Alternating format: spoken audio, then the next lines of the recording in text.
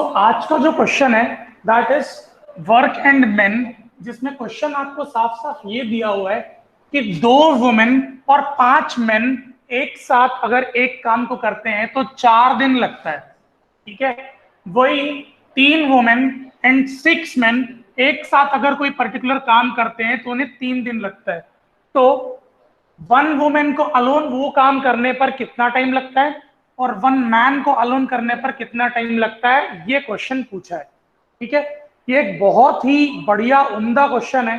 ठीक है, जिसके लिए आपको थोड़ा सा बेसिक नॉलेज होना चाहिए। ठीक है, तो इसमें सबसे पहले तो आप एक चीज को समझो कि वुमेन और मेन दोनों मिला के काम कर रहे हैं, ये क्वेश्चन में दिया हुआ है। तो काम कर रहे हैं इतना तो आपको समझ में आ गया। ठीक है, तो let the time taken for a women, एक वुमेन को जितना टाइम लगता है उस टास्क को कंप्लीट करने के लिए, हम उस टाइम को ले लेते हैं एक्स डेज। ठीक है, एक वुमेन को, सिर्फ एक वुमेन अगर काम करे तो पूरा का पूरा टास्क कंप्लीट करने के लिए सिर्फ एक वुमेन को हम मानेंगे एक्स डेज।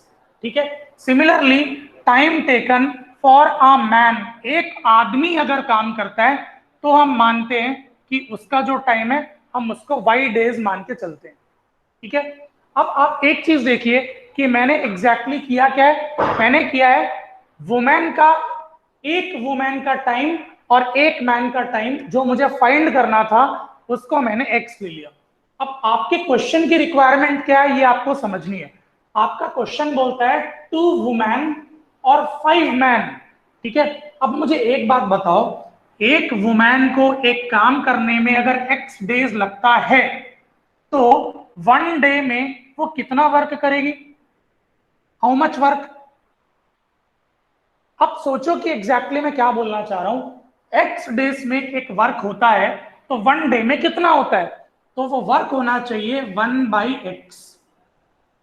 ओके, अगर सीधी सी बात है, अगर मैं एग्जांपल बोलूं कि 3 दिन में अगर एक टास्क कंप्लीट होता है तो 1 डे में उस टास्क का कितना कंप्लीट होगा, 1/3 1 डे में कंप्लीट होगा, 1/3 अगले दिन में कंप्लीट होगा, 1/3 अगले दिन में कंप्लीट होगा। ऐसा करके 3 दिन में पूरा टास्क कंप्लीट हो जाएगा।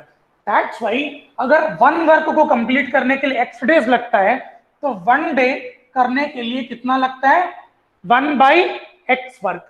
ठीक है, तो 1 डे एक वुमैन को एक दिन में जो वर्क कंप्लीट होता है that is equal to 1/x of the work.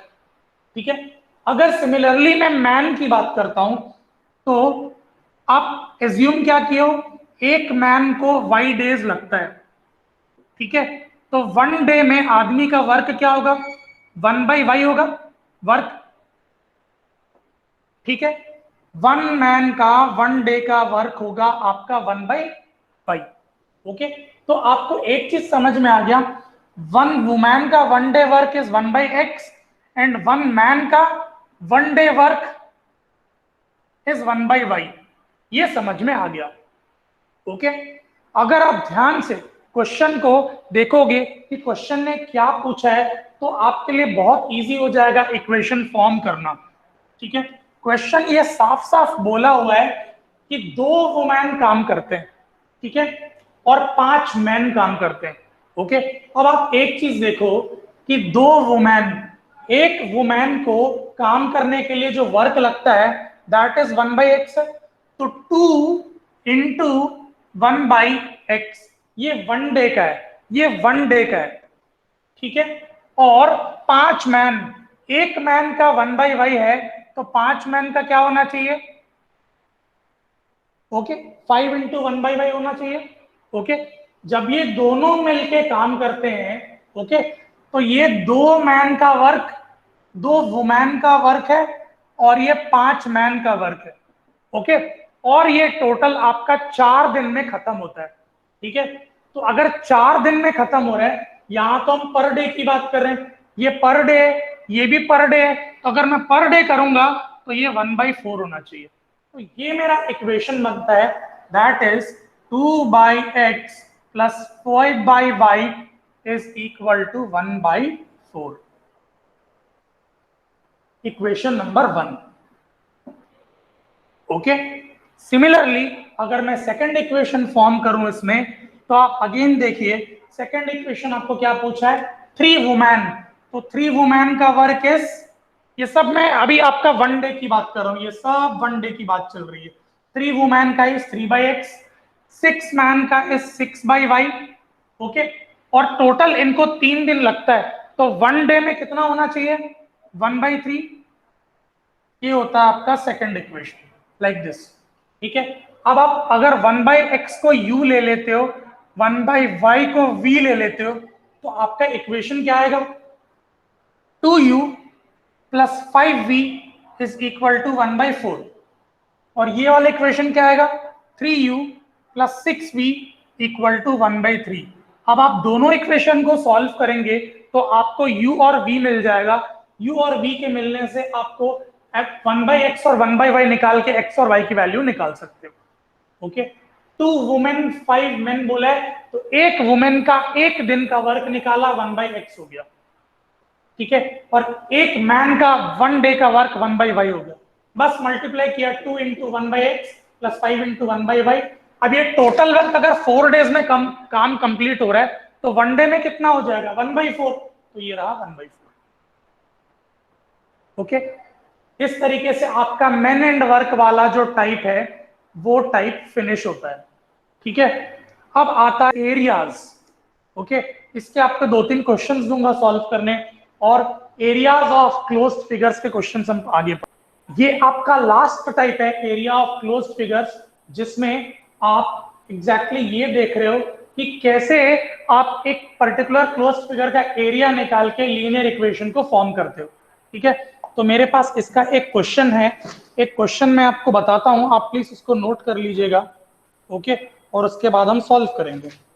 अब देखिए, एक क्वेश्चन है, in a rectangle if the length is increase. देखिए, सबसे पहले तो बोल दिया इन अ रेक्टेंगल। ठीक है, साफ साफ बोल दिया है इट्स अ रेक्टेंगल।